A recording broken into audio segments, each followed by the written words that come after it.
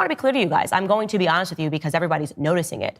Every single political commentator in America, every single one of them knows this, that if you do not step out and say things that are radically pro, or if you are too quiet on certain narratives and they want you to be radically pro-Israel, you can lose everything. That's true. The news broke recently that the Daily Wire and Ben Shapiro put out a gag order on Candace Owens after firing Candace Owens from the Daily Wire. This is coming out after, and I believe it was placed on Candace Owens before Ben Shapiro had agreed publicly to debate Candace Owens on the topics that she got fired for. This tweet here from Lauren Witchke, I believe is how you pronounce her last name. I'm not sure. I'm sorry. Daily Wire secretly putting a gag order on Candace Owens should not surprise anyone. They're a group of sneaky rats. Stop subscribing and supporting networks that operate under such deceit. And then I'm not going to read you all the details because I'm sure you've already seen that in other videos, but we actually do have Candace Owens responding to this gag order in multiple different ways. First, I want to get into a clip that Candace Owens actually posted on her YouTube channel, Candace Owens Podcast, talking about how Candace Owens' voice and how she's refusing to allow her voice to be controlled by the Daily Wire, by Ben Shapiro, by any of these large conservative media groups. And it seems like, and we don't know, maybe more can come out that will kind of change my mind and others' minds on Candace Owens, but it seems like Candace Owens is one of the only ones who was really willing to stand her ground on this. A lot of other people, they come up, and on the come up, they're saying, yeah, I refuse to allow my voice to get silenced. I refuse to allow anyone to tell me what I can and can't say. I'll always speak the truth. And then when that money bag comes around, they all just kind of bow down to the money.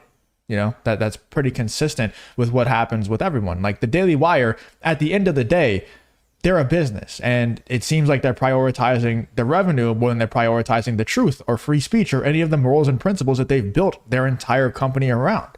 And that's okay. I just wish they would be more open about it and say, yeah, we are just primarily, just trying to generate revenue. Because it's not like, and it's crazy because even the example that I'm about to give isn't even completely true nowadays. But for media companies like Disney, you used to be able to say, yeah, they obviously don't care that much about morals or principles or anything. They're a business. They're trying to drive revenue. They're creating content for you to buy, and watch so that they can generate more revenue. Nowadays, they're really political. But before you could say that, and a lot of media companies out there, they create content for the purpose of driving revenue. The Daily Wire is no different. They don't have any morals or principles. Candace Owens does, and therefore she wasn't a good fit. Anyway, let's get into Candace Owens' response to the whole gag order and the fact that the Daily Wire is trying to silence her while also at the same time challenge her and accept her debate challenges for Ben Shapiro. Let's check this out.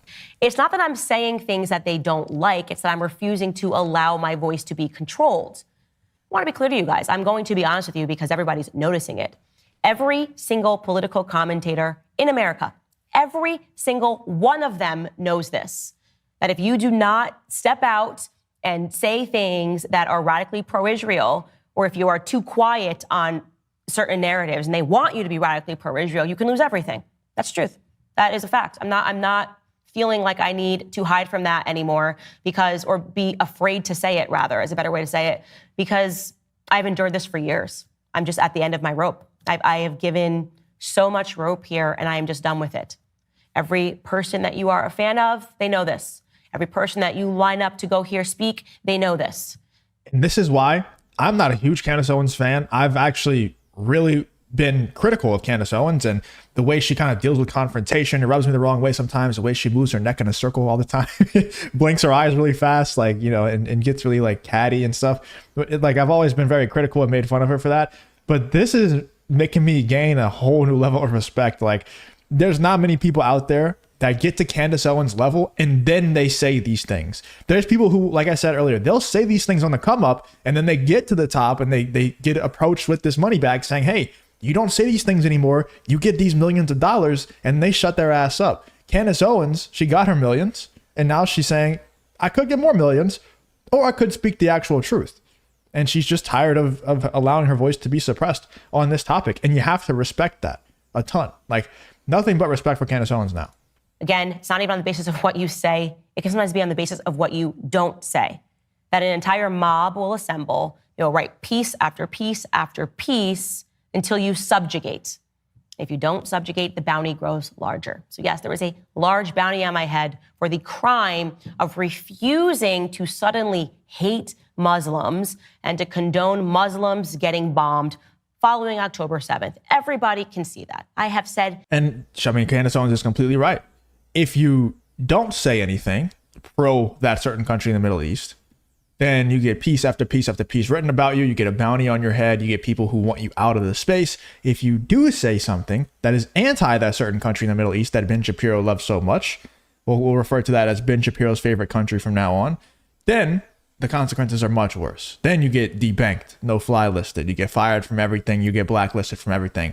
And the title of this video by Candace Owens is called, "Why Does Everyone Think I'm Going to Be Killed?" Because we have people like Anna Kasparian and people like that. And there's a ton of other people, but Anna Kasparian being one of the most unexpected ones, saying that they're scared for Candace Owens' safety because of how open and honest she's being about this situation. And, you know, just seeing what other people have said about similar situations and said similar things to Candace Owens and the things that have happened to them. You know, look at Kanye West. Obviously, he took it to a whole new extreme than Candace Owens is taking it, where Candace Owens is just saying, like, I'm not going to be silenced. Kanye West obviously took it to a whole new level, but look at what happened to him. You know, he lost all his bank accounts. He lost all his deals, everything. He lost everything. His whole net worth went to zero, basically.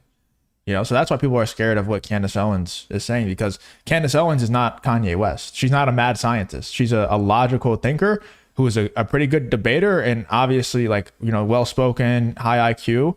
And if she's saying these things, then it's going to get people to ask these questions. Let's continue on with this. Nothing controversial, because genuinely, I was sad when a bunch of innocent Israelis were murdered and killed in horrific acts. And genuinely, I am sad when a bunch of innocent Palestinians, and yes, they do exist, Brian Mast, are now... If you enjoy content like this, make sure you subscribe and turn on the notification bell. It really does help me out a ton. Let's get back to the video. Now being made to endure bombing and all sorts of other horrific things that we are all seeing on Twitter. That is my crime. Everybody can see that. It's ridiculous to pretend that it's anything else, okay? There's no language that I have used. There's nothing insane that I have said other than I would like to treat all races the same. I mean, I have to agree. It's crazy that this is like a based statement, that we just don't like seeing innocent people die. And we don't like our country, who has nothing to do with this war, funding one side who is killing innocents on the other. It's not fun. Here is another instance where Candace Owens responds to this gag order that I believe was placed on her probably a while ago. This tweet was on May 1st, where Candace Owens responds to this tweet from Vivek Ramaswamy saying, "A gag order to stop the leading U.S. presidential candidate in the middle of an election from responding to political attacks is an affront to the First Amendment. Call it what it is, election interference." And Candace Owens quote tweets this tweet from Vivek Ramaswamy.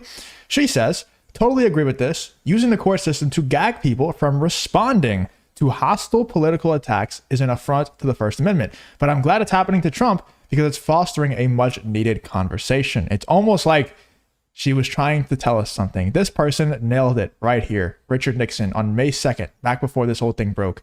"Seems like it happened to you too. We stand with you, Candace, with or without debate. You win. You were the best talent at Daily Wire by a long shot. Christ is king." And I mean, it's very obvious to me. Let me know in the comments that, you know, Candace Owens was trying to tell us something. Let's check out this clip here from Vivek Ramaswamy. I spent 3 years at Yale Law School. If the professors there care an iota about justice and fairness, they would be teaching this as a paradigmatic case of prosecutorial abuse, because that's what this is. A gag order to stop a U.S. presidential candidate in the middle of an election from responding to political attacks is an affront to the First Amendment. Then you look at the nature of the charges themselves. The charges are fake. They're bunk. Alvin Bragg's theory of the case assumes that Donald Trump should have used campaign funds to cover personal hush money payments. The fact is, if he had done that, they would have a stronger case against him than they do right now. So if they were going to get him going or they were going to get him coming, this isn't really a exercise in justice at all. This is an exercise in trying to interfere in an election, and that's exactly what they're doing. Stopping him from campaigning, stopping him from speaking, and eventually they're even threatening him with jail time. That's what this charade really is. The American people need to see through it, and so should every lawyer, whether you're on the left or the right, call out this prosecutorial abuse.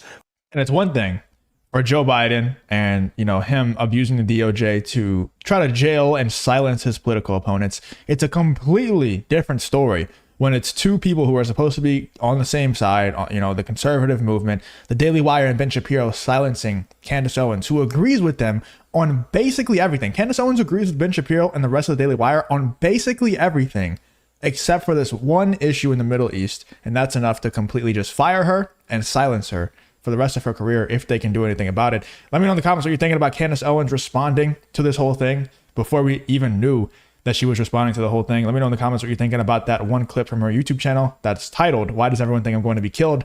Are you worried for Candace Owens' safety, or do you think people are kind of overblowing that whole thing? Let me know in the comments what you're thinking about this whole Candace Owens Daily Wire situation.